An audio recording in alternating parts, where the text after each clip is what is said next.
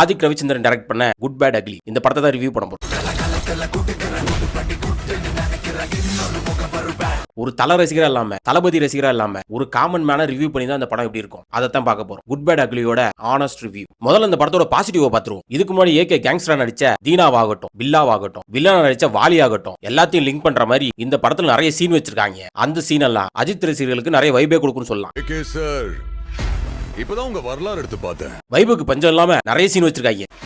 நீ பெரிய வில்லன்னு கேள்விப்பட்ட. கிங்ஸ்லியோட காமெடி 2-3 சீன் தான் வராரு. அந்த சீன்லயே நல்ல ஒரு காமெடி கொடுத்துட்டு போயிட்டாப்ல. ஏகே பழைய படத்தோட லிங்க் பண்ணி வர காமெடி எல்லாம் ரொம்பவே நல்லா இருந்துச்சுங்கயா. அர்ஜுன் தாஸோட ஆக்டிங், ஏகேவும் அர்ஜுன் தாஸும் வர சீன் எல்லாம் மரண மாசுங்கய்யா. ஒரு பக்கா காம்பினேஷன். ஒரு சீன் ஒண்ணு வச்சிருக்காங்க, மொட்டையா பேங்கான்னு. அந்த சீனுக்குலாம் தியேட்டர்ஸ் இருக்குதுங்கயா. த்ரிஷா சிம்ரன் வர சீன் எல்லாம் அந்த பழைய படத்தோட லிங்க் பண்ணிருப்பாங்க. ரொம்ப வருஷம் ஆச்சுல.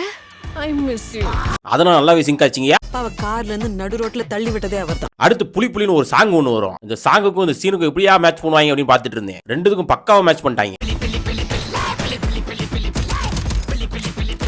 இந்த படத்துக்கு எந்த அளவுக்கு பாசிட்டிவ் இருந்ததோ அதே அளவுக்கு நெகட்டிவ் இருக்கு. இந்த நெகட்டிவ் சொல்லிடுறேன், இதோட சேர்ந்து ஸ்பாயிலரும் வந்துடும். சில பேர்லாம் கமெண்ட் பண்றீங்க ஸ்பாயிலர்லாம் சொல்ல அப்படின்னு. இதோட சேர்ந்து கொஞ்சம் ஸ்பாயிலரும் அங்கங்க வரும். முன்னாடியே சொல்லிடுறேன். பில்டப் தான் இந்த படத்துக்கே பெரிய நெகட்டிவ். படம் முழுக்க பில்டப் தான் கொடுத்துட்டு இருக்காங்க. ஏகே கூட ஒரு கேரக்டர் வரும், அந்த கேரக்டர் ஒரு பில்டப் கொடுக்குது. அர்ஜுன் தாஸோட பாஸ்னு ஒருத்தர் இருப்பேன், அவங்க ஒரு பக்கம் பில்டப் கொடுக்குறாங்க. இந்த பிரபு இருக்காப்ல, பிரபு ஒரு பக்கம் பில்டப் கொடுக்குறாப்ல. யோகி பாபுக்கு ஒரே ஒரு சீன் தான் வச்சிருக்காங்க, அங்கேயும் பில்டப் கொடுத்து அந்த கேரக்டர் க்ளோஸ் பண்ணிட்டாங்க. ஒரு படத்துல ஒரு சீன் 2 சீன் பில்டப் வரலாம், அந்த படம் முழுக்க பில்டப்பா கொடுத்து அந்த கேரக்டரே க்ளோஸ் பண்ணிட்டாங்க. டைரக்டருக்கு வாழ்த்துக்கள். டசன் கணக்குல வில்லன் கேரக்டர் வராங்க. படம் ஸ்டார்டிங்ல இருந்து முடியிற வரைக்கும் வில்லன் கேமியோ தான். எம்புட்ரா வில்லன் இருப்பீங்க.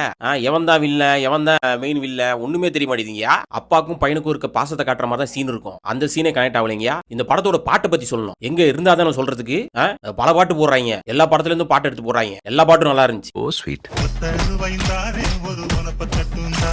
இந்த படத்துக்கு 2 பாட்டு போட்டாங்க. ஜிவி பிரகாஷ் இந்த படத்துல ஏமாத்திட்டாரு தான் சொல்லணும். போட்டிருக்க பிஜிஎம்லாம் ஒரு சில இடத்துல சிங்க் ஆகுது. அது மட்டும் தான் இந்த படத்துல இருக்கு. இந்த பிரியா வாரியன் ஒரு கேரக்டர் வருது. எதுக்கு தான் வச்சிருக்காங்க, ஒரு ரீல்ஸ் இருக்கு வச்சிருக்காங்க. அந்த ரீல்ஸ் எடுத்துட்டு இருக்காங்க. கடைசியா அந்த கேரக்டர் ஒன்னு யூஸ் பண்றாங்க.